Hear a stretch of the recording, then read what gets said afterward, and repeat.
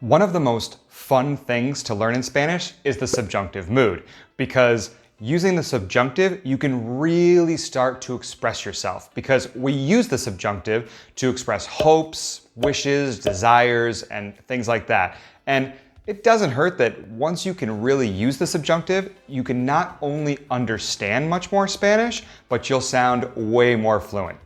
Nice. Now, we've created a playlist and we'll be putting videos of when to use the subjunctive there, but this video is all about how to conjugate just the present tense subjunctive. So while you see videos of when to use the subjunctive, you can always refer back to this video if you need to. And we'll get into conjugating the other subjunctive tenses in other lessons. I also have a couple bonus tips later on, so stick around for those. Now, to form the present subjunctive, we just need to know the indicative present tense. And that's the first tense that we learn in Spanish. So you probably already have a pretty good grasp on it if you're watching this video. Now, let's see how to conjugate a verb with an AR, an ER, and an IR ending. For the AR verb, we'll use escuchar. So first, we want to conjugate in the present indicative yo form, which is escucho. Next, we want to remove the O. Then we simply add the subjunctive tense ending. Now for AR verbs, the endings will be es, hemos, and en. So our verb escuchar will be escuche, escuches, escuche, escuchemos, escuchen. Now you notice immediately that the first and third person singular conjugations are the same.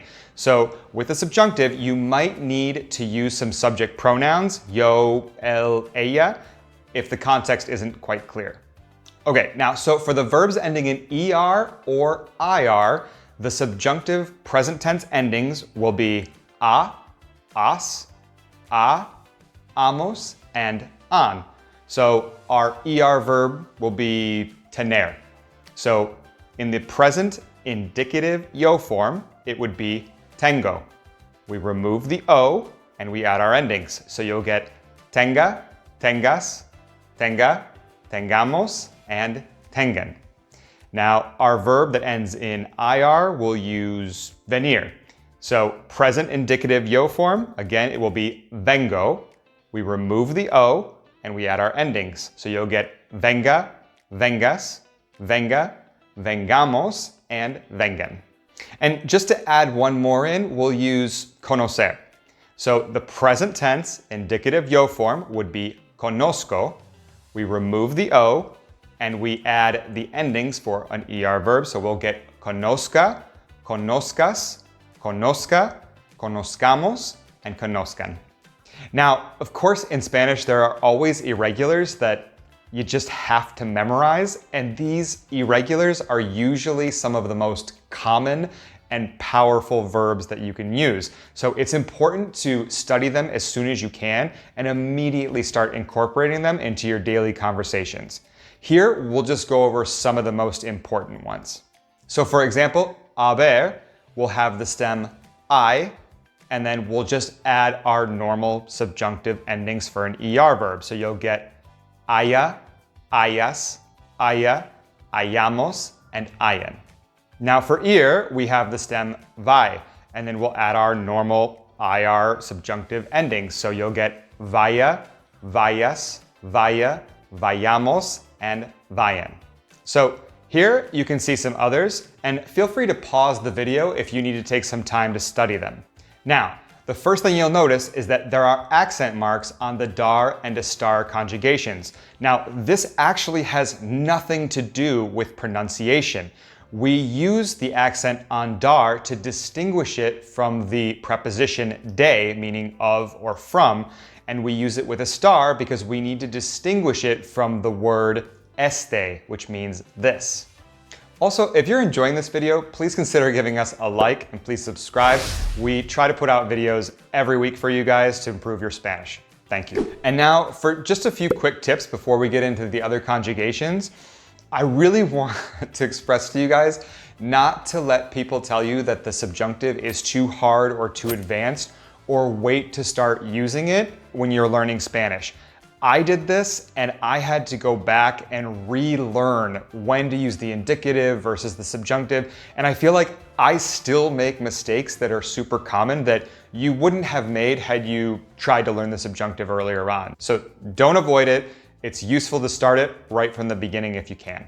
That being said, if you're worried or think it might be too difficult, my second tip would be to go step by step. You can start with just the first regular verbs. You could even break it down even more to just do AR verbs, then ER verbs, then IR verbs, then get into memorizing those irregulars, and so on. But remember, to improve your Spanish, you need to study these, learn them, and immediately start incorporating them into your daily conversation. Write down and study your errors and repeat. Now, to get a little bit more advanced, you need to pay attention to stem changing verbs, because verbs that end in AR and ER that have a stem change in the indicative present will have the same pattern in the subjunctive, which means that they'll change in every form except the nosotros form. Let me show you what I mean. So for a verb like perder, which is an E to IE stem change, in the indicative present, it would be pierdo, pierdes, pierde, perdemos, pierden. See, the nosotros form doesn't have the stem change. So the same pattern follows with the subjunctive, where we have pierda, pierdas, pierda, perdamos, and pierden. And to see the verb poder, which has the stem change O to UE, in the indicative present, we'll have puedo, puedes, puede, podemos, pueden. And that same pattern will follow in the subjunctive present, where we have pueda, puedas, pueda, podamos, and puedan. However, verbs that end in IR and have a stem change in the indicative, regardless of whether that stem change is E to IE or O to UE or E to I, will have the exact same pattern in the subjunctive, but in the subjunctive, the nosotros and vosotros forms keep the stem change. Let me show you what I mean. The verb pedir has an IR ending. It also has a stem change, E to I. So in the indicative present tense, it would be pido, pides, pide, pedimos, piden. But in the subjunctive form, it will have that stem change also in the nosotros form. So it will be pida, pidas, pida, pidamos, and piden. And lastly, there are words where the spelling has to be changed simply to maintain the intended sound of the word. So this happens with verbs that end in car, zar, or gar. So an example would be buscar. So if we did how we do normal verbs, we would have the indicative present yo form would be busco. We remove the O and we add our endings. But the C sound, when followed by an E or an I, changes its sound to an S, so it would be buse.